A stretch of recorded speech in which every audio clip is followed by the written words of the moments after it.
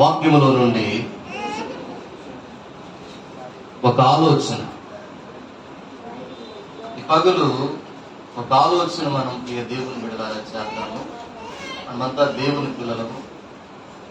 ఆ దేవుని ఆరాధించడానికి చక్కగా శనివారం కానీ, ఆదివారం కానీ, మాసాంతర కూడికల్లో కానీ, ఇంకా ప్రత్యేకమైన కూడికల్లో కానీ ఆ దేవుని మందిరములోనికి వస్తా ఉన్నాం. అందరూ జాగ్రత్తగా వినండి. దేవుని మందిరములోనికి మనం వస్తా ఉన్నాం. ప్రియ దేవుని బిడ్డ, దేవుని మందిరములోనికి వస్తున్నాం.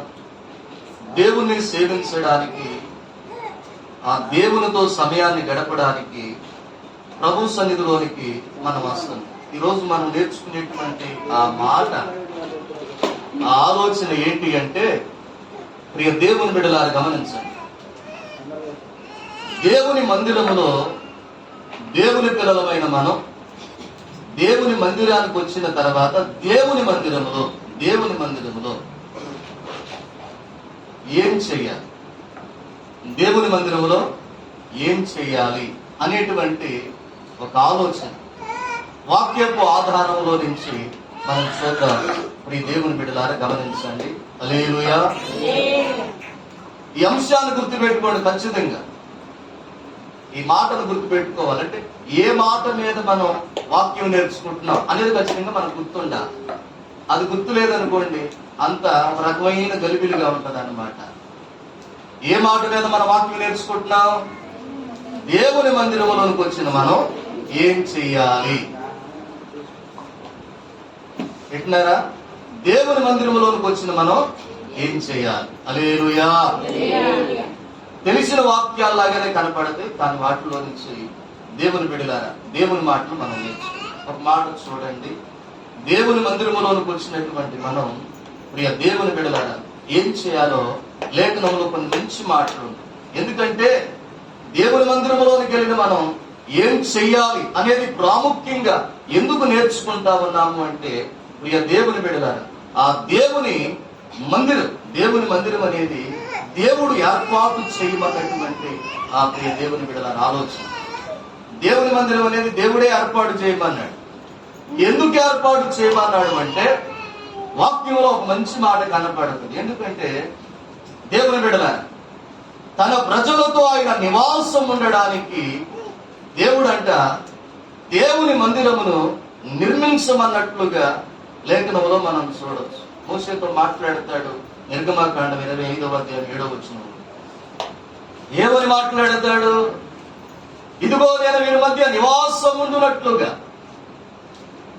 నాకొక పరిశుద్ధ స్థలమును నియమించమన్నాడు దేవుడు. ఏంటా పరిశుద్ధ స్థలం అంటే ఆ వచనమే కంటిన్యూషన్ చేస్తే దేవుని బిడ్డలారా మందిరము అనే మాట మనకు అర్థమవుతుంది. గమనించండి. దేవుడు తన ప్రజలతో నివాసం ఉండడానికి మందిరాన్ని నిర్మించమన్నాడు, మందిరాన్ని కట్టమన్నాడు. ప్రియ దేవుని బిడ్డలారా లేఖనములో హల్లెలూయా. గమనించండి. మందిరాన్ని నిర్మించమన్న ఈ దేవుడు ఈ మందిరం విషయంలో చాలా మక్కువ కలిగి ఉన్నట్లుగా వాక్యంలో మనం చూడగలుగుతాం. చాలా ఇష్టం కలిగి ఉన్నాడు మందిరం గురించి.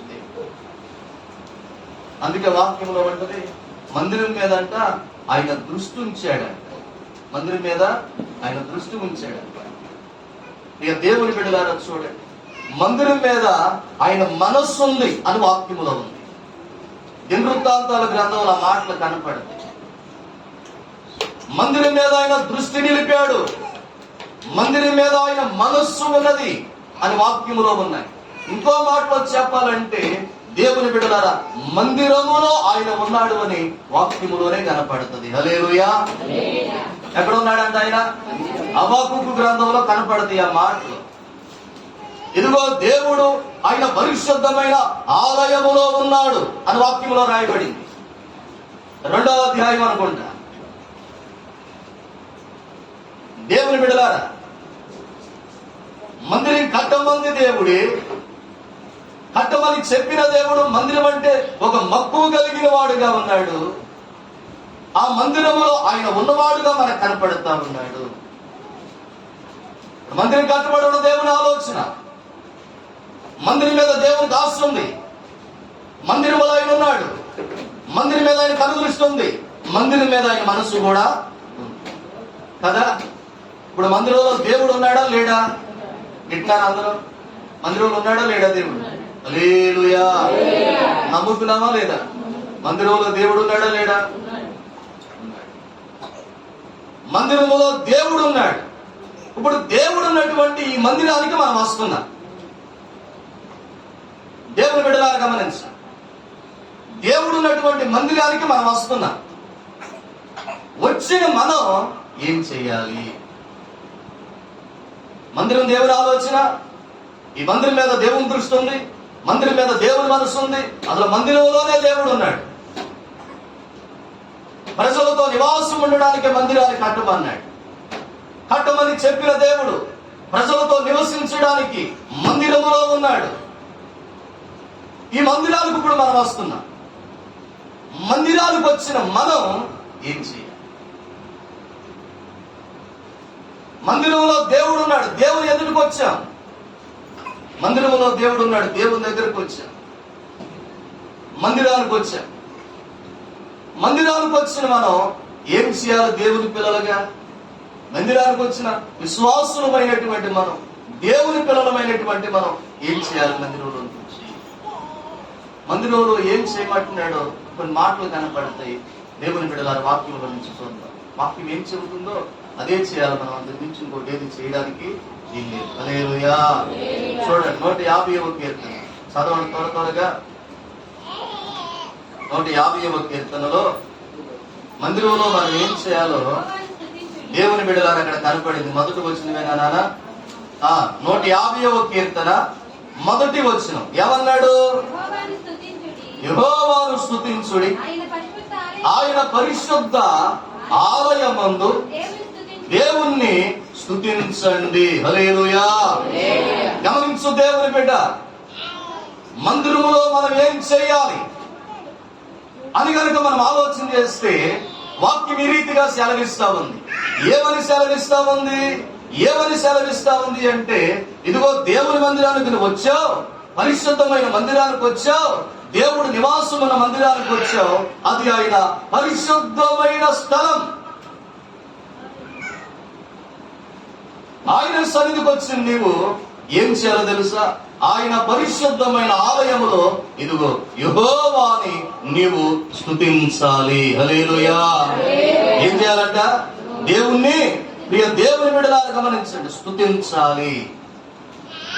దేవుని మందిరానికి వచ్చి దేవుని పిల్లలు ఏం చేయాలి? ఏం చేయాలంటే దేవుని మందిరానికి వచ్చి దేవుని స్తుతించాలి అని వాక్యములో రాయబడింది. ఇంకో చోట ఇంకో మాట ఉందండి. ఏమన్నదో తెలుసా? ఏముందంటే, ప్రియ దేవుని బిడ్డలారా, దేవుని మందిరానికి వస్తూనే కృతజ్ఞతగా స్తుతించుకుంటారా మనం? అసలు వచ్చిన తర్వాత దేవుని స్తుతించడమే కాదు, వస్తూనే దేవుని స్తుతించుకుంటాను రావా?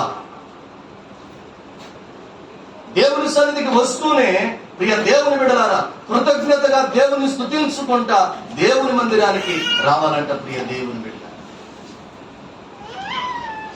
మరి దేవుని మందిరానికి వచ్చి ఏం చేయాలి అంటే, దేవుని బిడ్డలారా ఆయన పరిశుద్ధమైన ఆలయంలో వచ్చేది మనం అందరము కూడా దేవుణ్ణి స్తుతించాలి. దేవుని స్తుతించాలి. దేవుని సన్నిధిలో చేరి మనం చేయవలసిన మొదటి పని ఇదే, దేవుని స్తుతించాలి. గమనించండి ప్రియ దేవుని బిడ్డలారా, దేవుణ్ణి స్తుతించాలి అనే మాట ఎన్నో మార్లు మనం నేర్చుకున్నాం. ఆ విన్న వాక్యం లాగానే ఉంటది, కానీ ఆ స్తుతి అనేది చాలా క్రైస్తవ జీవితంలో ప్రాముఖ్యమైనటువంటి విషయంగా లేఖనంలో మనకు కనపడుతుంది. క్రైస్తవుని జీవితంలో స్తుతి అనేది చాలా ప్రాముఖ్యమైంది. చాలా ప్రాముఖ్యం. ఎంత ప్రాముఖ్యమో భక్తుల జీవితాలు మనం చూస్తే మనకు అర్థమైంది. దేవుని బిడ్డలారా గమనించాలి. 119వ కీర్తనలో దావీదు గురించి ఏమన్నది? దినమునకు 7 మార్లు దేవుని స్తుతించాడు. అంటే స్తుతి అనేది ఎంత ప్రాముఖ్యమో మనకు అర్థం కావడానికి ఈ మాటలన్నీ కూడా వాక్యంలో రాసుకుంటా వచ్చాడు. దినమునకు 7 మార్లు స్తుతించాడంట. అదే దావీదు ప్రియ దేవుని బిడ్డలారా దేవుని స్తుతించడానికి దేవుని మందిరములో దాదాపుగా 4,000 మందిని నియమించాడు అని దినవృత్తాంతాల 1వ గ్రంథంలో మనకు కనపడుతుంది. దేనికి నియమించాడంట 4,000 మందిని? దేవుణ్ణి స్తుతించడానికే 4,000 మందిని నియమించాడంట.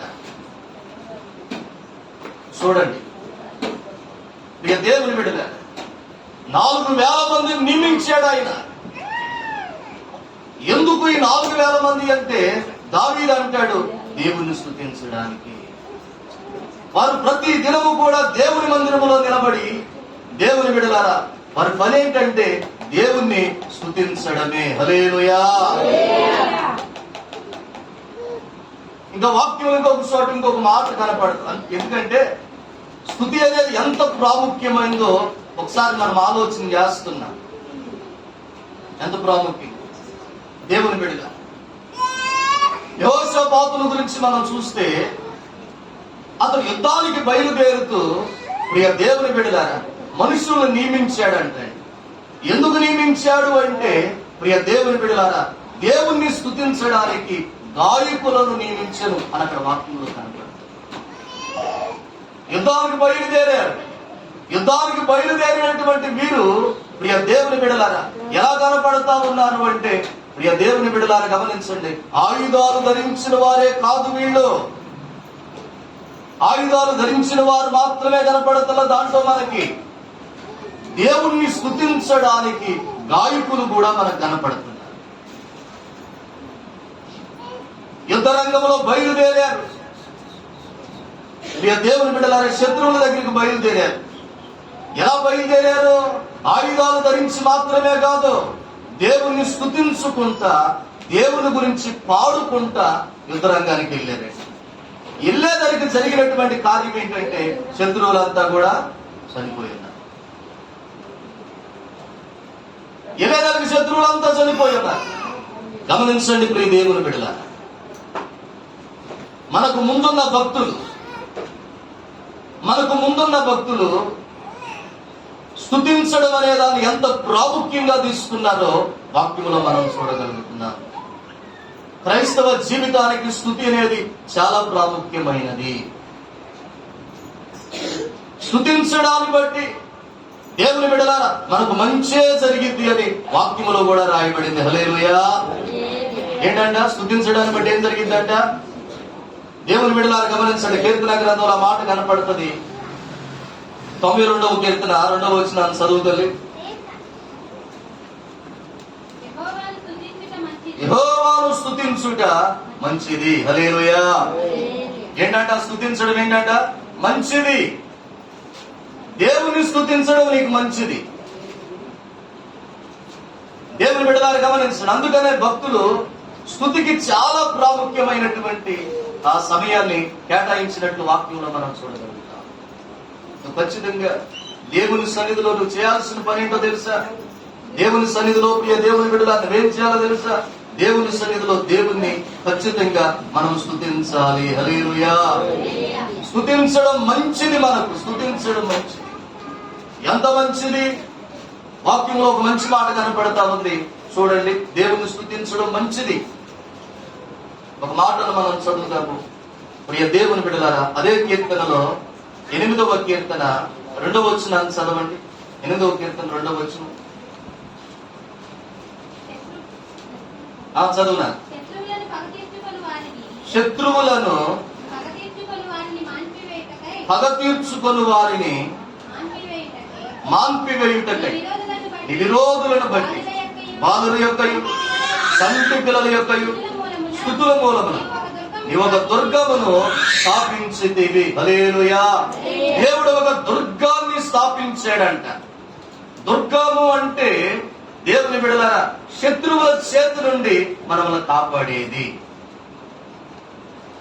దుర్గములోనికి వెళితే శత్రువు మనల్ని ఏం చేయలేడు. దుర్గము అంటే శత్రువుల బారి నుండి మనల్ని కాపాడేది దుర్గం. దేవుడు అంట ఒక దుర్గాన్ని స్థాపించాడంట. ఎందుకు అంటే దేవుని బిడ్డలారా శత్రువు చేతిలో పడిపోకుండా.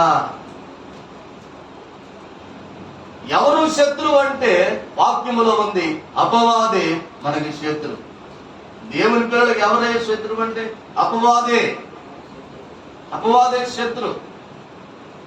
వీడు ఎంత శత్రుత్వాన్ని కలిగి ఉన్నాడు అంటే దేవుని పిల్లల మీద, ప్రియ దేవుని బిడ్డల, దేవుని పిల్లల మీదే కాదు మనుషుల మీద ఎంత శత్రుత్వాన్ని. ఎందుకంటే దేవుడిని ఏం చేయలేడు వాడు. కాబట్టి ఇప్పుడు మనుషుల్ని ఇబ్బంది పెట్టడం మొదలు పెట్టాడు అపవాది. ప్రియ దేవుని బిడ్డ, ఎవరి పగవాడు, ఎవరి శత్రువు అంటే అపవాది. దేవుని ఏం చేయలేడు. దేవుని పోలికలో నిర్మించబడినటువంటి ఈ మనిషిని మాత్రం ఇబ్బంది పెట్టడానికి మొదలు పెట్టాడు అపవాది. కొన్నిసార్లు యుక్తి కలిగిన వాళ్ళు ఏం చేస్తారో తెలుసా? పెద్దోళ్ళని బాధ పెట్టడానికి పిల్లల్ని ఇబ్బంది పెడతా ఉంటారు.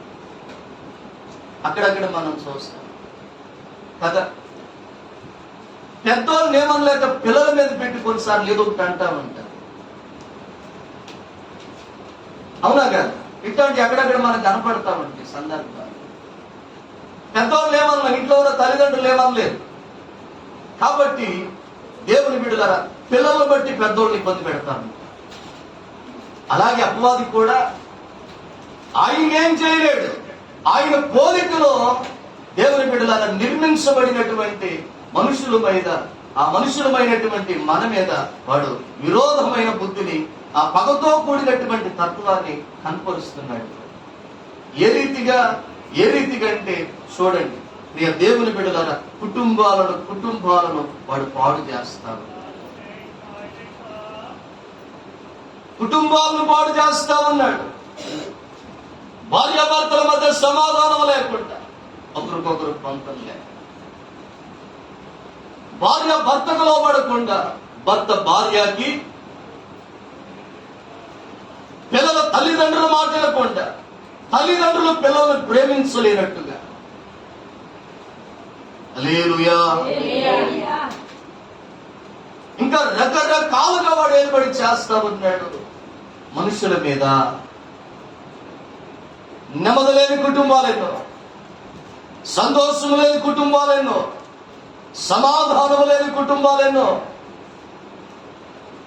కన్నీటి పర్యంతంతో ఉన్న కుటుంబాలు ఎన్నో. దేవుడు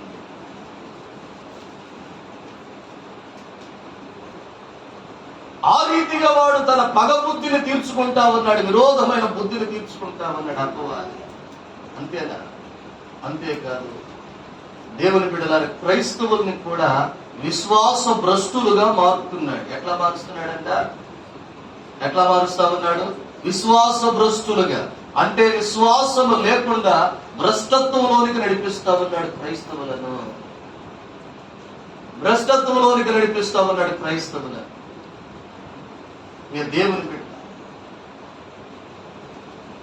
కుటుంబాలను పాడు చేస్తున్నాడు ఒక పక్కన, విశ్వాసంలో భ్రష్టత్వంలోనికి నడిపిస్తున్నాడు దేవుని పిల్లలను ఒక పక్కన. ఆ రీతిగా వాడు శత్రుత్వాన్ని, పగను తీర్చుకుంటా ఉన్నాడు. ప్రియ దేవుని బిడ్డలారా, ఇప్పుడు దేవుడు ఏం చేస్తా ఉన్నాడు అంటే, ఎవరైతే స్తుతిస్తా ఉన్నారో, ఎవరైతే దేవుని స్తుతిస్తా ఉన్నారో దేవుని బిడ్డలారా, వారి చుట్టూ దేవుడు ఒక దుర్గాన్ని స్థాపిస్తున్నాడు. హల్లెలూయా. ఎవరైతే దేవుని స్తుతిస్తా ఉన్నారో, ఏ ఇంటైతే దేవునికి స్తుతి వినపడతా ఉందో, ఏ మనుషుడైతే ఇంట గాని, ప్రియ దేవుని బిడ్డలారా, దేవుని సన్నిధిలో గాని దేవుని స్తుతించడానికి ఇష్టపడుతూ దేవుని స్తుతిస్తా ఉన్నారో, వారి చుట్టూ, వారి కుటుంబాల చుట్టూ ఒక దుర్గాన్ని వేస్తా ఉన్నాడు దేవుడు. ఎప్పుడైతే ఒక దుర్గాన్ని కడతా ఉన్నాడో, ఇప్పుడు అపవాది ఆ దుర్గము దాటి లోపలికి రాలేకపోతున్నాడు. లోపలికి వచ్చి ఆ కుటుంబాలను ఏలుబడి చేయలేకపోతున్నాడు. స్తుతించడం నీకు మంచిది. హల్లెలూయా. అపవాది చేతి నుండి విడిపించబడ, అపవాది తంత్రాల నుంచి విడిపించబడ, శత్రువు అయినటువంటి, విరోధి అయినటువంటి అపవాది కోరల నుంచి నీవు నీ కుటుంబం విడిపించబడి ఒక నెమ్మది కలిగిన జీవితాన్ని జీవించాలి అంటే దేవుడు అంటున్నాడు, ఇదిగో నువ్వు స్తుతించాలి. ఎప్పుడైతే మనం స్తుతించడానికి ఇష్టపడతామో అప్పుడు మన చుట్టూ, మన కుటుంబం చుట్టూ ఒక దుర్గాన్ని కడతాడు. ఇక శత్రువు లోపలికి రాలేడు. వాడు లోపలికి రాలేడు. దేవుని బిడ్డలారా, వాడప్పుడు మనం లేని కూడా సేవకుడు చెప్పిన మాట నేను తల్లిగారు ఫోన్ చేసి దేవుని బిడ్డలారా చెబుతా ఉందంట, కన్నీటితో చెబుతా ఉందంట. ఫోన్ చేసి, అయ్యా నా భర్త సమాధానంగా ఉంటలేదు, ఇలా ఉన్నాడు, ఇలా ఉన్నాడు, భయంకరంగా ఉన్నాడు. అతన్ని బట్టి కుటుంబంలో మాకు సమాధానం లేదు, నెమ్మది లేదు. ఆయన బట్టి మేము చాలా ఇబ్బంది పడుతున్నాం. ఏం చేయాలో చెప్పండి అయ్యా. అతనిలో మార్పు వస్తే మా బ్రతుకులు బాగుంటాయి. కన్నీరు గారుస్తూ ఏడుస్తూ చేసి మాట్లాడాడు. పెద్ద సేవకుడు చెప్పిన మాట నేను విన్నాను. అయ్యగారు అన్నాడంట, అమ్మా ఒకటే నువ్వు చేయాలి, పువాది నీ కుటుంబాన్ని శోధిస్తానన్నాడు. నీ భర్తకు విడుదల కలగాలి అంటే ఇదిగో నువ్వు ప్రతి దినం కూడా తెల్లవారుజామున 4 గంటలకు లేదమ్మా, 4 గంటలకు లేచి గట్టిగా 1 గంట దేవుని దగ్గర మోకాళ్ళు వేసి దేవుణ్ణి స్తుతించు. ప్రతిదినం ఈ పని చేయను. ప్రతిదినం కూడా ఖచ్చితంగా 4 గంటలకు లేచి మోకాళ్ళు వేసి చేతులు ఎత్తి దేవుని స్తుతించు. 1 గంట సమయం ఈ భర్తలో మార్పు వచ్చి చెప్పాడు. దేవుని బిడ్డ సేవకుడు చెప్పినట్టుగా ప్రతిదినం కూడా పనికి వెళ్ళే బిడ్డ శరీరం అంతా భారంగానే ఉంటుంది. అయినా సరే భర్తలో మార్పు రావాలి, కుటుంబంలో నెమ్మది కలగాలి, తిరిగి కుటుంబం సంతోషంగా ఉండాలి, కుటుంబం అంతా చక్కగా ఉండాలి. ఆశ హృదయంలో ఉన్న ఆశ, ఎంత శరీరంలో భారం ఉన్నా 4 గంటలకు ఆమెలో ఉన్న ఆశ మేము లేపుతాము. 4 గంటలకు లేచి ప్రియ దేవుని బిడ్డ నిద్రపోతు రాకుండా చక్కగా బయటికి వెళ్ళి మొక్కం గడుపుకొని నీళ్ళతో సాఫ్ చేసుకొని దేవుని సన్నిధిలో మోకరించి 2 చేతులు పైకెత్తి ప్రియ దేవుని బిడ్డలారా స్తుతించడం మొదలు పెడతాను. నెల గడిచింది, 2 నెలలు గడిచింది, 3 నెలలు, 4వ నెల రానే వచ్చింది. దేవుని బిడ్డలారా భర్తలో ఉన్న బంధకాలన్నీ కూడా తెగిపోయినాయి. హల్లెలూయా. భర్తలో ఉన్న బంధకాలన్నీ కూడా తెగిపోయినాయి. ప్రియ దేవుని బిడ్డలారా, ఏ బంధకాలలో మనుష్యుడు ఉన్నాడో ఒక్కొక్కటి దేవుడు విడిపించుకుంటా వచ్చేయడానికి 4వ నెల ముగింపు వచ్చింది. భార్యతో పాటు కలిసి భర్త కూడా దేవుని సన్నిధికి రావడం మొదలు పెట్టాడు. హల్లెలూయా. సభలు పడుతూ ప్రభుని కనపడతాడు. దేవుని బిడ్డలారా చూడండి, 4వ నెల ముగించబడతా ఉంది. భార్యతో పాటు భర్త కూడా దేవుని సన్నిధికి రావడం గమనించండి. దేవుని బిడ్డలారా, ఆ దైవ సేవకుడు లైవ్ లో చెబుతున్నాడు. అందరూ ఏంటా ఉంటే మా సంఘంలో ఇటువంటి కార్యం జరిగిందని చాలా సంతోషం అనిపించుకున్నాను. నిజమే, స్తుతించడం మంచిది, నువ్వు స్తుతించాలి. స్తుతించడాన్ని బట్టి ఏం జరిగింది అంటే నీ చుట్టూ, నీ కుటుంబం చుట్టూ ఒక దుర్గాన్ని స్థాపిస్తాడు దేవుడు. ప్రియ దేవుని బిడ్డలారా, అప్పుడు మన విరోధి అయినటువంటి అపవాది నిన్ను, నీ కుటుంబాన్ని శోధిస్తా ఉందే అపవాది, వాడు ఇక నీ కుటుంబం జోలికి రాలేడు. దుర్గాన్ని దాటి లోపలికి రాలేడు. నీ భర్త, నీ భార్య, నీ పిల్లల్ని ఇక వాడేం చేయలేడు. హల్లెలూయా. దేవుని బిడ్డలారా గమనించండి. అందుకని మనకు ముందున్న భక్తులు స్తుతికి చాలా ప్రాధాన్యత ఇచ్చారు. చాలా ప్రాధాన్యత ఇచ్చారు. దావీదు 7 మార్లు స్తుతించాడు, 3 మార్లు ప్రార్థించాడు. 4,000 మందిని స్తుతించడానికి నియమించాడు దేవుని మందిరం. యుద్ధానికి వెళుతూ ప్రియ దేవుని బిడ్డల యెహోషాపాతు దేవుని స్తుతించుకుంటా యుద్ధానికి బయలుదేరాడు. ఎంతో మంది భక్తులు కనపడతారు, దేవుని స్తుతించిన భక్తులు. ఏం చేయాలి? దేవుని మందిరానికి వచ్చిన మనం ఏం చేయాలి అంటే ప్రియ దేవుని బిడ్డలారా, మొదటిగా దేవుణ్ణి స్తుతించాలి. హల్లెలూయా. ఏం చేయాలంట? దేవుణ్ణి స్తుతించాలి. రెండవది ఏం చేయాలి? వాక్యంలో ఒక మంచి మాట ఉంది, ఆ మాటను చూడండి. ప్రియ దేవుని బిడ్డలారా, ఒక మంచి మాట వాక్యంలో కనపడుతుంది. ఆ మాటను చూద్దాం. లూకా సువార్త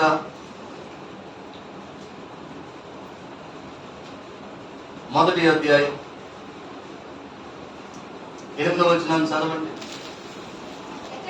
అమ్మ చదువునా.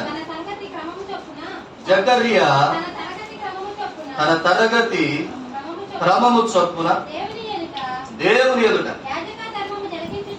యాజక ధర్మము జరిగించుచుండగా యాజక మర్యాద చొప్పున ప్రభు ఆలయములోనికి వెళ్ళి ధూపం వేయుటకు అతనికి వంతు వచ్చెను.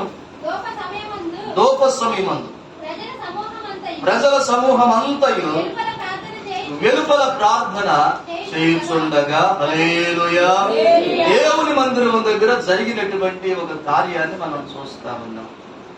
అక్కడ సేవకుడు ఉన్నాడు, యాజకుడు సేవకుడు ఉన్నాడు. ప్రియ దేవుని బిడ్డలారా గమనించండి. అలాగే ప్రజలు కూడా ఉన్నారు, అంటే మందిరానికి వచ్చిన ప్రజలు కూడా ఉన్నారు. ప్రియ దేవుని బిడ్డలారా, అక్కడ ఏం జరుగుతా ఉంది? ఏం జరుగుతా ఉంది అంటే ప్రియ దేవుని బిడ్డలారా, యాజకుడు జకర్యా ధూపార్తిని చేతబట్టుకొని ప్రియ దేవుని బిడ్డలారా అతి పరిశుద్ధమైన స్థలములోనికి వెళ్ళాడు. వెళ్ళి ధూపం వేస్తా ఉన్నాడు. ఏం వేస్తున్నాడంట? ఇట్లా అందరూ కూడా జాగ్రత్తగా వినండి. ఏం చేస్తున్నాడంట? ధూపం వేస్తున్నాడు. ప్రియ దేవుని బిడ్డలారా, ధూపము దేనికి సాదృశ్యంగా ఉంది అంటే ప్రార్థనకు సాదృశ్యంగా ఉంది. దేనికి సాదృశ్యంగా ఉందంట? ప్రార్థన. కీర్తన గ్రంథంలో ఉంటదిగా, అయ్యా నా ప్రార్థన ధూపం వలెను, నేను చేతులెత్తుట సాయంకాల నైవేద్యం వలెను నీ దృష్టికి అంగీకారమగును గాక అంటాడు భక్తుడు. ధూపము అంటే ప్రార్థనకు సూచన. అందుకు దైవజనుడు ఏం చేస్తున్నాడు? అతి పరిశుద్ధమైన స్థలంలో ధూపం వేస్తున్నాడు. దాని ఆవరణం అంటారు, దీని పరిశుద్ధ స్థలం అంటారు, దీన్ని అతి పరిశుద్ధమైన స్థలం అంటారు. దీనిలోనికి సేవకుడు మాత్రమే రావాలి. హల్లెలూయా. ఇక్కడ మందసం ఉంటుంది అతి పరిశుద్ధమైన స్థలములో. అక్కడికి వెళ్ళి ధూపం వేయాలి. ధూపం వేసినప్పుడు మందస్సు మీద కెరూబులు ఉంటాయి. ఆ కెరూబుల మధ్యలోనికి దేవుని మహిమ దిగి వచ్చి ప్రజలతో మాట్లాడి అది జరిగే సంగతి. ప్రియ దేవుని బిడ్డలారా, అతి పరిశుద్ధమైన స్థలములోనికి వెళ్ళి యాజకుడు ధూపం వేస్తున్నాడు. ధూపం అంటే ప్రార్థన. ప్రార్థన. సేవకుడు ప్రార్థన చేస్తున్నాడు. సేవకుడు అక్కడే లేడు, అక్కడ ప్రజలు కూడా ఉన్నారు, అంటే సంఘం కూడా ఉంది. మరి ఇప్పుడు సంఘం ఏం చేస్తా ఉంది? హల్లెలూయా. యాజకుడు ప్రార్థన చేస్తున్నాడు కదా, సేవకుడు ప్రార్థన చేస్తున్నాడు కదా. ఇప్పుడు దేవుని సన్నిధికి వచ్చిన సంఘం ఏం చేస్తా ఉంది? దేవుని మందిరంలోకి వచ్చిన సంఘం ఏం చేస్తా ఉంది? ఇట్న్నారు అందరూ కూడా. ఏం చేయాలి? నువ్వు దేవుని మందిరానికి వచ్చావు, ఏం చేయాలి? హల్లెలూయా. సంఘం ఏం చేస్తా ఉంది? సంఘం ఏం చేస్తా ఉంది? ఏం చేస్తుంది? పక్కన వాళ్ళతో మాట్లాడుకుంటా ఉన్నారా? 80 వారం అయింది నేను చూసి. బాగున్నావా? ఇంట్లో అమ్మాయి బాగుందా? పిల్లలు బాగున్నారా? హల్లెలూయా. అమ్మాయి వారం అయింది నేను చూసి. ఎట్టున్నాడు? న్యాయం బాగున్నాడా? పిల్లలు బాగున్నారా? ఆదివారంగా ఏం పని ఉండేవు? హల్లెలూయా. వ్యాపారం ఎట్టుంది? పనులు ఎట్టున్నాయి? రోజుకి ఎంత పడుతుంది? నన్ను కూడా రమ్మంటావా? మన మధ్యలో జరిగాయి కాబట్టి మనకు అర్థం కావడానికి చెబుతున్నాడు అంతే. దేవుని బిడ్డలారా, ఏంటి మరి కొంచెం ఆర్థిక పరంగా ఇబ్బంది కొన్నాను. హల్లెలూయా. ఏమైనా అప్పేస్తావా? వడ్డీ ఎంత అయినా పర్లేదు. ఏమై శాఖలైన డబ్బులు తీసుకొని వడ్డీ ఎప్పుడు ఇస్తావు? హల్లెలూయా. గమనించండి దేవుని బిడ్డలారా, ఏంటి మంచి కనపడతలా? ఇట్లాంటి మాటలు ఏమైనా మాట్లాడుకుంటా ఉన్నారా దేవుని సన్నిధిలో? లేదండి. గమనిస్తుంది. ఎందుకంటే కొన్ని చోట్ల ఇదే జరుగుతా ఉంది, కొన్ని చోట్ల ఇదే జరుగుతా ఉంది. దేవుని సన్నిధిలో నువ్వేం చేయాలో నీకు అర్థం కావట్లేదు. దేవుని సన్నిధిలో ఏం చేయాలి? ప్రార్థన అంటే దేవునితో మాట్లాడడం. మందిరంలో ఆయన ఉన్నాడు, దేవునితో నువ్వు మాట్లాడాలి. దేవునితో మాట్లాడడం మానేసి మనం ఏం చేస్తా ఉంటామంటే పక్కన వాళ్ళతో మాట్లాడడానికి మొదలెడతాం. మీరు దేవుని బిడ్డలారా గమనించాలి. ఏం చేయాలి దేవుని సన్నిధిలో, నువ్వు దేవుని మందిరంలో? దేవుని బిడ్డలారా, ఏం చేయాలో నీకు తెలిసి ఉండాలి. నువ్వేం చేయాలో ఖచ్చితంగా అది నువ్వు చెయ్యాలి. ఏం చేయాలో దేవుని సన్నిధిలో? ఏం చేయాలి అంటే ప్రియ దేవుని బిడ్డలారా, దేవునితో మాట్లాడాలి, అంటే ప్రార్థన చేయాలి. అక్కడ ఏం చేశారు సంఘం అంటే, యాజకుడు లోపల దూపమేస్తా ఉన్నాడు, ప్రార్థన చేస్తా ఉన్నాడు. ప్రియ దేవుని బిడ్డలారా గమనించాలి, సంఘం అంతా ఏం చేస్తా ఉన్నారు అంటే, వారికి కూడా వెలుపటి ఉండంట దేవుని సన్నిధిలో ప్రార్థన చేస్తున్నారంట. హల్లెలూయా. అవును, దేవుని సన్నిధికి నువ్వు వస్తున్నావు, దేవుని మందిరానికి నువ్వు వస్తున్నావు. దేవుని మందిరానికి వచ్చి నువ్వేం చేయాలో నీకు అర్థం కాకపోతే దేవుని బిడ్డలన్నా నువ్వు రావడం వ్యర్థం, రావడం వ్యర్థం. దేవుని సన్నిధికి రావడం వ్యర్థమే. ప్రియ దేవుని బిడ్డల, దేవుని సన్నిధికి వచ్చి దేవుని స్తుతించాలి, అది నీ పని, అదే చేయాలి, ఇంకోటి చేయకూడదు. దేవుని సన్నిధికి వచ్చావు, దేవుని సన్నిధికి వచ్చి ఏం చేయాలి? ఏం చేయాలంటే దేవుని బిడ్డ దేవుణ్ణి ప్రార్థించాలి, దేవుని ప్రార్థించాలి. లోక వార్తలు దేవుని మందిరంలో చెప్పుకోకూడదు, ఇంకా వేరే విషయాలు దేవుని మందిరంలో మాట్లాడుకోకూడదు, వేరే సంగతులు దేవుని మందిరంలో మాట్లాడకూడదు. ఇక ఏది కూడా ఇక్కడ మాట్లాడడానికి వీలు లేదు. వాక్యములో ఏముంది? దేవుని సన్నిధికి వచ్చినప్పుడు అనాలోచనగా ఏది పలకొద్దని వాక్యంలో ఉంది. పలకొద్దు దేవుని సన్నిధిలో, ఏది కూడా మాట్లాడాల్సిన పని లేదు. దేవుని సన్నిధికి వచ్చిన తర్వాత నువ్వు మాట్లాడాల్సిందల్లా దేవునితో మాత్రమే. హల్లెలూయా. లేదంటే సేవకుడు మాట్లాడమన్నప్పుడు మాత్రమే మాట్లాడాలి. దేవుని సన్నిధికి వచ్చినాక మనం మాట్లాడాల్సింది దేవునితో మాత్రమే. ప్రార్థన చేయాలి, ప్రార్థన అంటే దేవునితో మాట్లాడటం. ఇక ముసలమ్మ ముచ్చట్లు గాని, లోక సంబంధమైన ఆలోచనలు గాని, ఏ వార్తలు కూడా మందిరంలో ఉన్నంత వరకు మనం మాట్లాడడానికి వీల్లేదు. అంతే. ఎందుకో తెలుసా? నువ్వు మాట్లాడితే వినాలని దేవుడు వచ్చున్నాడు నీకంటే. నువ్వు ప్రార్థిస్తే ఆలకించాలని ఆయన చెవులు పెట్టాడు అంట వాక్యములో ఉంది. దినవృత్తాంతాల 2వ గ్రంథంలో ఈ మాటలన్నీ కూడా మనకు కనపడతాయి. ఈ మాటలన్నీ కూడా మనకు కనపడతాయి. దేవుని బిడ్డలారా గమనించండి, ఆయన కనుదృష్టి నిలిపాడు అని, ఇక్కడ చేయబడే ప్రార్థన మీద ఆయన దృష్టి నిలిపాడు అని, ఆ ప్రార్థనల వైపు ఆయన చెవులు పెట్టాడు అని వాక్యంలో రాయబడింది. దేవుడేవుని ఎదుట ఉంటే ఎదుటున్న దేవునితో మాట్లాడడం అనేసి దేవుని పక్కన పెట్టేసి మన పక్కనోడితో మాట్లాడుకుంటా, ఏదో జరిగిన ముచ్చట్లు దేవుని మందిరంలో మాట్లాడుకుంటా సమయాలను వ్యర్థపరుచుకొని తిరిగి వెళితే ఏంటి నీకు ఉపయోగం? ఒకసారి ఆలోచించు. దానికంటే మనం ఇంటికాడ ఉంటేనే రైట్ కదా, అవునా కాదా? ఇంటికాడ ఉంటేనే రైట్ కదా. వచ్చి ఉపయోగం ఏంటంటాను నేను, దేవుని సన్నిధికి వచ్చి ఉపయోగం ఏంటి? నువ్వు ఇక్కడ మాట్లాడితే విందామని, నువ్వు మాట్లాడితే ఆలకిద్దామని, నువ్వేం చెబుతావు విని దాన్ని చేద్దామని దేవుడు ఆయన చెవులు పెట్టి ఉన్నాడా? నీకంటే ముందుగా వచ్చి దేవుడు దేవుని మందిరంలో ఉన్నాడా? ఎదురుగా ఉన్న దేవునితో మాట్లాడడం మాని, ఆయన పాదాలు పట్టుకొని ప్రార్థించడం మానేసి, ఏం బాధ ఉందో, ఏం సమస్య ఉందో, ఏం ఇబ్బంది ఉందో ఆయనకి చెప్పుకుంటాం మానేసి, ఇక దేవుని బిడ్డలారా దేవునితో మాట్లాడటం మాని నువ్వు పక్కన ఉన్న వాళ్ళతో మాట్లాడితే ఏంటి ఉపయోగం ఉందంటారా? ఏం చేయాలి? దేవుని సన్నిధికి వచ్చినప్పుడు, దేవుని మందిరానికి వచ్చి ఏం చేయాలి అంటే ఇక దేవుని బిడ్డలారా ప్రార్థన చేసి, ఒకవేళ అది ప్రార్థించే సమయం కాదనుకో, ప్రార్థించే సమయం కాదు. ఎందుకంటే ఆరాధన అంటే ఆరాధన అంతా ప్రార్థన ఉండలేదుగా, మనకి పాడే టైం ఉంది, అవునా, కీర్తన భాగం చదివే టైం ఉంది, స్తుతి ఆరాధన చేసే సమయం ఉంది, సాక్ష్యాలు చెప్పుకునే సమయం ఉంది, వాక్యం చెప్పుకునే సమయం ఉంది, అర్పణలు అర్పించే సమయం ఉంది, ప్రార్థించే సమయం కూడా.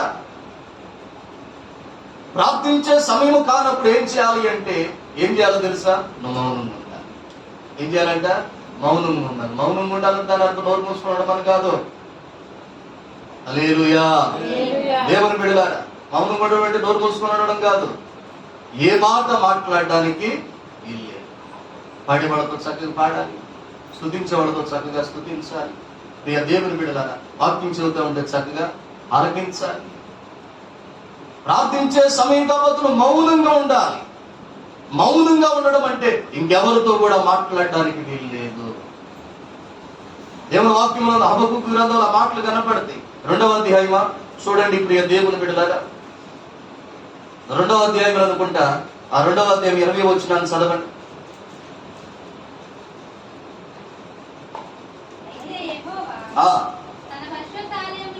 అయితే యెహోవా తన పరిశుద్ధ ఆలయంలో ఉన్నాడు. ఆయన సన్నిధిని లోకమంతా అంటే ప్రతి మనుష్యుడు కూడా మౌనంగా ఉండాల్సిందే. ఆయన మందిరంలో ఉన్నాడు. ఎట్లాంటి మనుషుడైనా దేవుని మందిరంలో మౌనంగా ఉండాల్సిందే. మాట్లాడితే దేవునితో మాట్లాడాలి, అంటే ప్రార్థన చేసుకోవాలి. ప్రార్థించే సమయం కాకపోతే మౌనంగా ఉండాలి. కానీ లోకమంతా అంటే లోకంలో ఉన్న మనుషులందరిని గురించి, గొప్పవాడే కావచ్చు, బలవంతుడే కావచ్చు, బలహీనుడే కావచ్చు, గొప్పడే కావచ్చు, నిరుపేదే కావచ్చు, ఎవడైనా కావచ్చు, సామంతుడైనా కావచ్చు, సామాన్యుడైనా కావచ్చు, ఎవరైనా కావచ్చు, దేవుని మందిరంలో ఇక దేవుడు ఉన్నాడు కాబట్టి నువ్వు మౌనంగా ఉండాలి.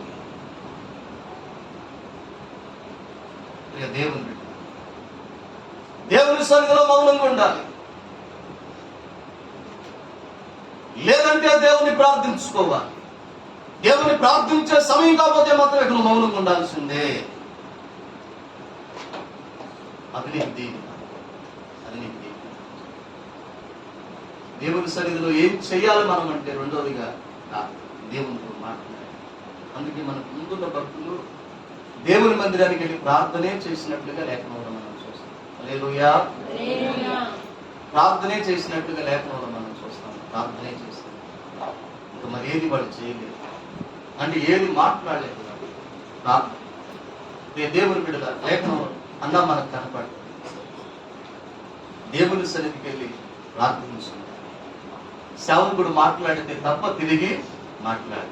అవునా కదా? సమూయేలు మొదటి గ్రంథంలో మాట్లాడి మనకి సమూయేలు మొదటి గ్రంథం అన్న దేవుని మందిరానికి వెళ్ళి మోకరించి ప్రార్థన చేసుకుంటారు, దేవునితో మాట్లాడతారు. తనలో ఉన్న వ్యాధులంతా కూడా దేవునికి చెప్పుకుంటా ఉంది. తనలో ఉన్న బాధ అంతా దేవునికి చెప్పుకుంటా ఉంది. సేవకుడు మాట్లాడితే తిరిగి మాట్లాడింది అంతేనే. మందిరంలో ఆ ఒక్కతే ఉందంటారా? ఎంతో మంది వెళ్ళేటువంటి ప్రియ దేవుని బిడ్డలారా స్థలమది మందిరం. అక్కడ బలులు అర్పించబడతాయి, మొక్కుబడులు చెల్లించబడతాయి. ప్రజలు వెళ్తా ఉంటారు, వస్తా ఉంటారు. అంతమందిలో వారికి తెలిసిన వారు ఉండకపోతారంటావా? లేదు, తెలియని వారే ఉన్నారు. వాళ్ళు ఎవరో ఎక్కడి నుంచి వచ్చారో తెలుసుకోవాలని ఆలోచన కొన్నిసార్లు కలగకపోయిద్దా? కానీ వాటన్నిటిని పక్కన పెట్టింది దేవుని సన్నిధిలో దేవునితో మాట్లాడతారు, అంటే ప్రార్థన చేసుకుంటారు. అందుకని ఆమె అడిగిందే పొందుకున్నట్లుగా వాక్యంలో ఉంది. హల్లెలూయా.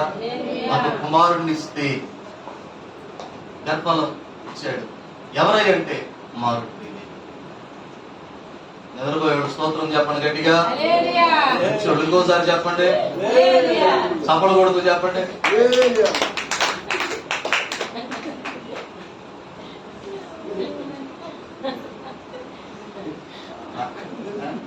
సరే, ఒక అర్ధగంట ఇంటికి హ్యాపీగా రెస్ట్ తీసుకోవచ్చు.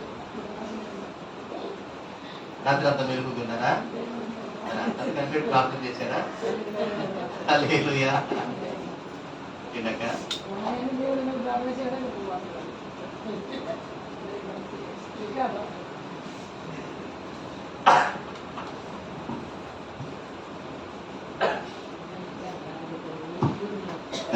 దేవుని బిడ్డలాగా అన్న దేవుని సన్నిధికి వెళ్ళి దేవునితో మాట్లాడతాం. దేవుని బిడ్డలు హిజ్కియా గురించి కూడా ఇలాంటి మాట ఉంటుంది. శత్రువులు వస్తే విపరీతమైన భయం అతనిలో కలిగింది. ప్రాంతంలో కూడా ఒక రకమైన కలవరం కలిగింది. దేవుని బిడ్డలాగా దేవుని సన్నిధికి వెళ్ళి దేవుని దగ్గర ప్రార్థించినట్లుగా వాక్యంలో మనం చూస్తాం. దేవుని ఇవన్నీ మనకు లేఖనంలో కనపడతాయో. దేవుని సన్నిధికి వెళ్ళి తన సంగతంతా కూడా తెలియజెప్పుకున్నాడంట. దేవుని సన్నిధికి దేవునితో మాట్లాడుతూ ఉన్నారు, ప్రార్థన చేస్తూ ఉన్నారు. వాళ్ళు అన్న దేవునితో మాట్లాడడాన్ని బట్టి, ప్రార్థించడాన్ని బట్టి ఏది కావాలని పొందుకుంది. కుమారుడు కావాలని కుమారుడు ప్రియ దేవుని సన్నిధిలో ప్రార్థించడాన్ని బట్టి ప్రియ దేవుని ఉండాలి. దేవుడు ఒక దూతను పొంది శత్రువులందరినీ పడదు. హిజ్కియా చేతికి మట్టి అంటకుండా దేవుడు కార్యం చేశాడు. గొప్ప ప్రార్థించడాన్ని బట్టి శత్రువులందరి మీద ప్రియ దేవుని బిడ్డలారా గొప్పకి జయమిచ్చాడు. హల్లెలూయా. ఎందుకు ఈ మాటలు నేను చెబుతా ఉన్నాను? మనం దేవుని సన్నిధికి వస్తున్నాం. దేవుని సన్నిధికి వచ్చి మనం ఏం చేయాలి? దేవుని బిడ్డలారా, ఒకటి దేవుని స్తుతించాలి, రెండవదిగా దేవుణ్ణి ప్రార్థించాలి, దేవునితో మాట్లాడాలి. మూడవదిగా ఈ మాటలను చదివి ప్రియ దేవుని బిడ్డలారా ఆ లేఖనాన్ని మనం ముగించుకున్నాం. చూడండి, మూడవదిగా వాక్యంలో ఒక మంచి మాట కనపడుతుంది. లూకా సువార్తలో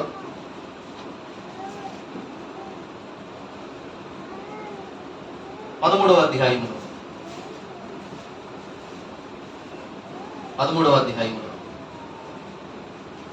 10వ వచనం 11వ వచనాన్ని కూడా చదవండి. విశ్రాంతి దినమున ఆయన ఒక సమాజ మందిరములో బోధించుచున్నప్పుడు, దేవుని బిడ్డలారా గమనించండి, యేసు ప్రభు వారి కాలము ఒక విశ్రాంతి దినమున ఆయన ఏం చేస్తా ఉన్నాడు అంటే, దేవుని సన్నిధిలో మందిరములో, సమాజ మందిరం అని రాయబడి, ఆ రోజుల్లో ప్రజలు దేవుని ఆరాధించడానికి మందిరాలు కట్టారు. వాటిని సమాజ మందిరాలు అన్నారు. వాటిల్లోనికి వెళ్ళి ప్రతి విశ్రాంతి దినమున ప్రజలు ప్రభుని ఆరాధించి, మనం ఎలాగైతే దేవుని ఆరాధిస్తున్నామో అలా ఆరాధించుకొని వెళ్ళేవారు. యేసు ప్రభు ఆ సమయానికి వచ్చాడు. వచ్చి ఇలాగే నిలబడి ఆయన చక్కగా వారికి బోధిస్తా ఉన్నాడు. ఏం చేస్తా ఉన్నాడంట? బోధిస్తా ఉన్నాడు. దేవుని బిడ్డలారా గమనించి, దేవుని సన్నిధిలో వాక్యం ప్రకటించబడతారు. దేవుని సన్నిధిలో వాక్యం ప్రకటించబడి, దేవుని సన్నిధిలో ప్రియ దేవుని బిడ్డలారా ఆ రోజుల్లో ధర్మశాస్త్రం ప్రకటించబడేది, చదవబడేది, బోధించబడేది. ఈ రోజుల్లో మనం వాక్య రూపంగా దాన్ని మాట్లాడుకుంటాము. ఇప్పుడు ఎలా అయితే వాక్యాన్ని మనం బోధిస్తున్న వాక్యంలో, లేఖనంలో నుంచి, బైబిల్ గ్రంథంలో నుంచి, అప్పుడు వారు ధర్మశాస్త్రంలో నుంచి ప్రియ దేవుని బిడ్డలారా ఆ మాటలు చదువుతూ వాటి గురించి వివరిస్తూ ఆత్మ సంబంధంగా బలపరుస్తూ ఉన్నాడు. యేసు ప్రభు వారు వాక్యం బోధిస్తూ ఉన్నాడు. వాక్యం బోధిస్తూ ఉంటే అక్కడున్నటువంటి ప్రజలు ఎలా ఉన్నారు అంటే, ప్రియ దేవుని బిడ్డలారా బోధించబడుతున్న ఆ మాటలన్నీ కూడా చక్కగా ఆలకిస్తూ ఉన్నారు. ప్రియ దేవుని బిడ్డ ఎలా ఉన్నారంట? ప్రకటించబడే మాటలన్నీ కూడా ఆలకిస్తూ ఉన్నారు. అంటే దేవుని సన్నిధిలో మనం ఏం చెయ్యాలి అంటే, ప్రియ దేవుని బిడ్డలారా వాక్యం ప్రకటించబడింది. దేవుడు మాట్లాడుతూ ఉన్నాడు. దేవుని మందిరంలో ఉన్న ఆయన మనతో మాట్లాడుతూ ఉంటాడు. మరి మనమేం చేయాలి అంటే, ప్రియ దేవుని బిడ్డలారా వాక్యాన్ని నువ్వు ఆలకించాలి. ఏం చేయాలి? దేవుని మందిరంలో ఏం చేయాలంటే వాక్యాలను ఆలకించాలి. ఒకటి, దేవుని స్తుతించాలని చెప్పుకున్నా. రెండు, దేవునితో నేను మాట్లాడాలి. దేవుని మందిరంలో ఉన్నంత వరకు దేవునితో మాట్లాడాలి. మూడేం చేయాలి అంటే, దేవుని మందిరంలో వాక్యం ప్రకటించబడినప్పుడు దేవుని బిడ్డ జాగ్రత్తగా దేవుని మాటలు ఆలకించాలి. జాగ్రత్తగా దేవుని మాటలు ఆలకించాలి. మూడవది మనం చేయాల్సిన పని,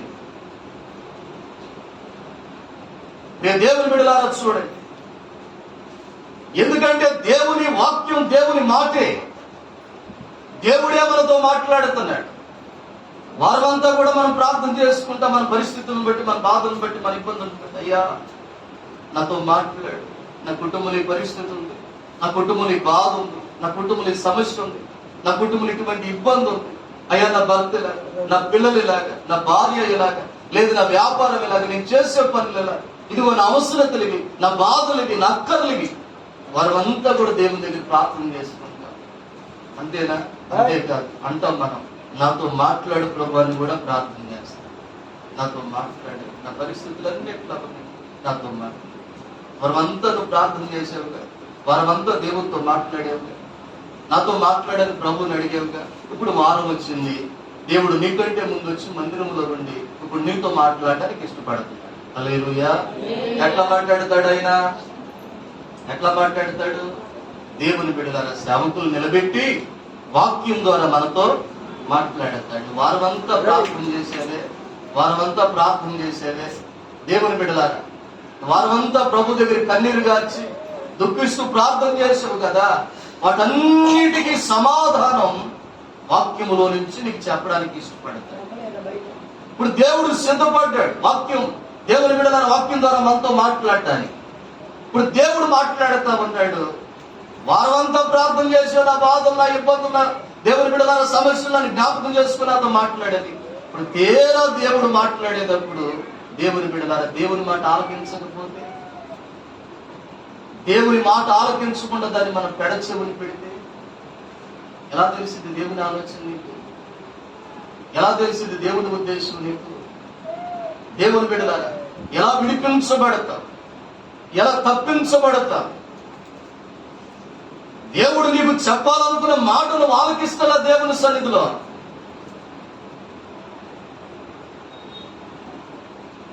దేవుడు నీకు ఏదైతే చెప్పాలనుకొని మాట్లాడుతా ఉన్నాడో దాన్ని మనం ఆలకించకుండా పెడచెవుని పెట్టేస్తున్నాం దేవుని మందిరంలో.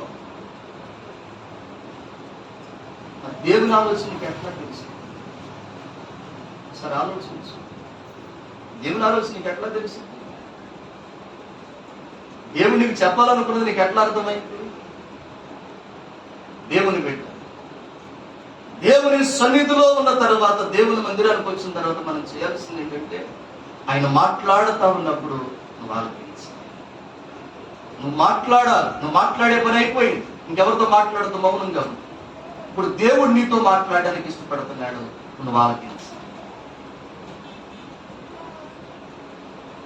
మనం చేసే కొన్ని పొరపాట్లు ఏంటంటే, దేవునితో మాట్లాడాల్సిన సమయంలో దేవునితో మాట్లాడడం, ఆయన మాట్లాడుతూ ఉంటే ఆలకించు. మన బాధలు బాధలుగానే ఉంటాయి, సమస్యలు సమస్యలు, ఇబ్బందులు ఇబ్బందులుగానే ఉంటాయి. దేవుని బిడ్డలారా, ఆలోచన తెలియదు కదా ఇక దేవుని ఆలోచన, దేవుని ఉద్దేశం మనకు తెలియదు. ఇక దేవుని సన్నిధిలో, దేవుని మందిరంలో నువ్వేం చేయాలి అంటే, దేవుడు మాట్లాడుతూ ఉన్నప్పుడు ఖచ్చితంగా నువ్వు ఆలకించాలి, చూపెట్టాలి. దేవుడు ఏం మాట్లాడుతున్నాడు నాతో, ఇది నాతో ఏం మాట్లాడతాడు, ఇక నాతో మాట్లాడని నేను ప్రార్థన చేసుకున్నాను, నాతో ఏం మాట్లాడతాడని ఆసక్తిగా నువ్వు ఆలోచించాలి. ఒకవేళ గనక ఇంక దేవుని మాట ఆలకించి పెడచెవుని పెడితే ఏమైతే? పెడచెవుని పెడితే మార్చు, సామెతల గ్రంథంలో మాట కనపడచ్చు, ఆలకించకపోతే ఏం జరిగింది?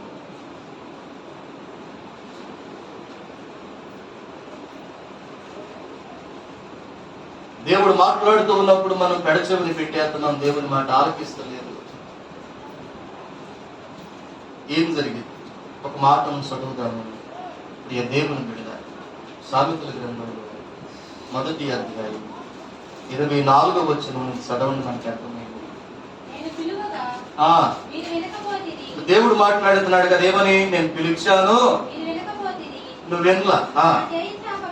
చాపగా ఎవరు కూడా లక్ష్య పెట్టలేదు. నేను చెప్పిన బోధ ఏమి మీరు వినకుండా త్రోసివేశారు. నేను గద్దింపగా లోబడలేదు. కాబట్టి నీకు అపాయము కలిగినప్పుడు నేను నవ్వెదను, నీకు భయము వచ్చినప్పుడు నేను అపహాస్యము చేసేదను. భయము మీ మీదకి తుఫాను వలె వచ్చినప్పుడు, సుడిగాలు వచ్చినట్లు నీకు అపాయము కలిగినప్పుడు, నీ కష్టమును దుఃఖమును ప్రాప్తించినప్పుడు నేను అపహాస్యము చేశాను. అప్పుడు వారు నన్ను గురించి మొదలుపెట్టేదని గాని నేను ప్రత్యుత్తరము ఇవ్వకుందును. ప్రియ దేవుని బిడ్డలారా, శ్రద్ధగా వారు నన్ను వెతికెదరు కానీ నేను వారికి కనపడదు. దేవుడు నీతో మాట్లాడుతున్నప్పుడు ఆలకించకుండా పెడచెవిని పెడితే ఏం జరిగింది అంటే ప్రియ దేవుని బిడ్డలారా, నీకు బాధ కలిగినప్పుడు, నీకు ఇబ్బంది కలిగినప్పుడు నువ్వు మొర్ర పెడితే దేవుడు ఆలకించాడంట. ప్రియ దేవుడు, కలిగిన శ్రమను బట్టి ఇంకా నువ్వు నలిగిపోతా ఉంటే మనుషులే కాదు అపహాస్యము చేసేదను అంటాడు. ఏం చేస్తాడంట? అపహాస్యం చేస్తాడు. కలిగిన ఇబ్బందులు మొర్రపెట్టినా గాని దేవుడు ఆలకించకుండా ఉంటాడంట. తుఫాను వలె శ్రమ వచ్చినప్పుడు, అపాయం వచ్చినప్పుడు, ఆ శ్రమను బట్టి తిరిగి నువ్వు మొరపెడితే ఆ ప్రార్థన ఆలకించబడదు, దేవుని సన్నిధిలో ఆలకించదు. అందుకనే జాగ్రత్తగా దేవుని వాక్యాన్ని వినాలి, జాగ్రత్తగా వినాలి. ప్రతి దినము దేవుడు మనతో మాట్లాడాడు, ప్రతి ఆదివారం దేవుడు మనతో మాట్లాడాడు, ప్రతి శనివారం దేవుడు మనతో మాట్లాడాడు, ప్రతి కూడికలో దేవుడు మనతో మాట్లాడతాడు. నీకు మనసు ఉండాలి, ఆలకించండి. ఖచ్చితంగా ప్రతి కూడిక ద్వారా దేవుడు మనతో మాట్లాడతాడు. నీకు ఆలకించే మనసు ఉండాలి. ఆలకించకుండా మనం పెడచెవిని పెడితే, ఆలకించకుండా దేవుని బిడ్డలారా దేవుని మాటను పక్కన పెట్టేస్తే ఏం జరిగింది అంటే దేవుడు నీకేం చెబుతాడని నీకు అర్థం కాదు. రెండోది, మనం ప్రార్థించినప్పుడు ఇక్కడ దేవుడి స్థానికి ఇంటానికి ఆయన అంటున్నాడు. ఎవరన్నాడు అక్కడ అన్నాడు కదా 24వ వచనంలో, ఎవరినాడు ఆయన? నేను పిలువగా మీరు వినలేదు, నేను చేయి చాపుగా ఎవడను లక్ష్యపెట్టకపోయి, నేను చెప్పిన బోధ ఏమీ మీరు వినక త్రోసి వేసింది, నేను గద్దింపుగా ఎవడో కూడా తిరిగి లోబడి. నేను మాట్లాడాను కానీ మీరు ఆలకించడానికి ఇష్టపడలా. నేను మాట్లాడుతూ ఉంటే మీరు వినటానికి ఇష్టపడలేదు, గద్దిస్తా ఉంటే మీరు తోసేస్తా ఉంటారు. కాబట్టి నీకు కలిగిన అపాయమును బట్టి, నీకు కలిగిన ఇబ్బందులు బట్టి, నీకు కలిగిన శ్రమను బట్టి నేను చూస్తూ ఉండిపోతాను తప్ప నీకు సహాయం చేయను. తిరిగి అపహాస్యము చేసేది నవ్వుతానంటున్నాడు దేవుడు. అక్కడ మొరపెడతావు కానీ తిరిగి నేను ఏ మాత్రం కూడా ప్రత్యుత్తరం అనేది ఇవ్వను. ఎవరితో ఈ మాటలు చెప్పేది అంటే దేవుని బిడ్డలారా, ఎవరైతే దేవుని సన్నిధికి వచ్చి దేవుని మాట వినకుండా పెడచెవిని పెడుతున్నారో వారితో చెబుతున్నాడు, మనతో కాదులేండి. హల్లెలూయా. దేవుని మాట వినకుండా పెడచెవిని పెట్టేవారితో అంటున్నాడు ఆ మాట. దేవుని మాట వినకుండా, దేవుని మాటను లక్ష్య పెట్టకుండా, దేవుని మాటను పక్కన పెట్టేసి దేవుడు మాట్లాడుతూ ఉంటే ఆయన మాట వినకుండా మన పనిలో మనం ఉంటా, మన ధ్యాసలో మనం ఉంటా, మన ఆలోచనలో మనం ఉంటా. ఎవరైతే అలా ఉంటారో వాళ్ళతో చెబుతున్నాడు ఆ మాట. నువ్వు త్రోసి వేసావు కాబట్టి, ఆలకించలేదు కాబట్టి, పెడచెవుని పెట్టావు కాబట్టి, ఇదిగో నీ ప్రార్థన కూడా నేను, నీ మాట కూడా నేను ఆలకించను, నేను నీకు సహాయం చేయను. హల్లెలూయా. ఏం చేయాలి ఇప్పుడు దేవుని సన్నిధిలో? దేవుని మందిరానికి వచ్చాం, ఏం చేయాలి దేవుని సన్నిధిలో? దేవుని మందిరం అనేది దేవుని ఏర్పాటు, దేవుని ఏర్పాటు. దేవుని మనస్సు ఎక్కడ ఉంది, దేవుని కనుదృష్టి ఎక్కడ ఉంది, దేవుని ఏర్పాటు, దేవుని ముందు. దేవుని బిడ్డలారా, నీకంటే ముందుగా దేవుడు ఎక్కడ ఉన్నాడు? నీకంటే ముందుగా ఇక్కడ ఆయన కనుదృష్టి ఉంది. దీని మీద ఆయన చెవులు పెట్టాడు, ఆయన మనస్సు పెట్టాడు. ఆయన ఎదుటికి మనం వస్తున్నాం, ఆయన సన్నిధికి మనం వస్తున్నాం, ఆయన ముందు మనం కూర్చోండి. దేవుని బిడ్డ ఏం చేయాలి? దేవుని మందిరానికి వచ్చి ఒకటి దేవుని స్తుతించాలి, రెండవది దేవుణ్ణి ప్రార్థించాలి. హల్లెలూయా. మూడవదిగా ఏం చేయాలన్నాడు? దేవుడు మాట్లాడుతూ ఉంటాడు కాబట్టి ఈ వారం అంతా నువ్వు చేసిన ప్రార్థనలు బట్టి, నీకు కలిగిన ఇబ్బందులను బట్టి దేవుడు నీతో మాట్లాడతాడు కాబట్టి ఆయన నీతో ఏం మాట్లాడతాడని ఆసక్తిగా నువ్వు ఆలకించాలి. చాలా శ్రద్ధగా ఆలకించాలి, చాలా శ్రద్ధ, ఆసక్తిగా ఆలకించాలి. దేవుని సన్నిధికి వచ్చిన తర్వాత మనం చేయాల్సి ఉంటుంది. హల్లెలూయా. వచ్చేవారు మరి కొన్ని మాటలు అంటే ఆ దేవుని సన్నిధిలో మనం ఎలా ఉండాలో కూడా వచ్చేవారు చూద్దాం. ఏం చేయాలో చూసాం, ఎలా ఉండాలో కూడా చూద్దాం వచ్చేవారు. దేవుడి మాటలు మనం ఇక్కడ దీవించాలి.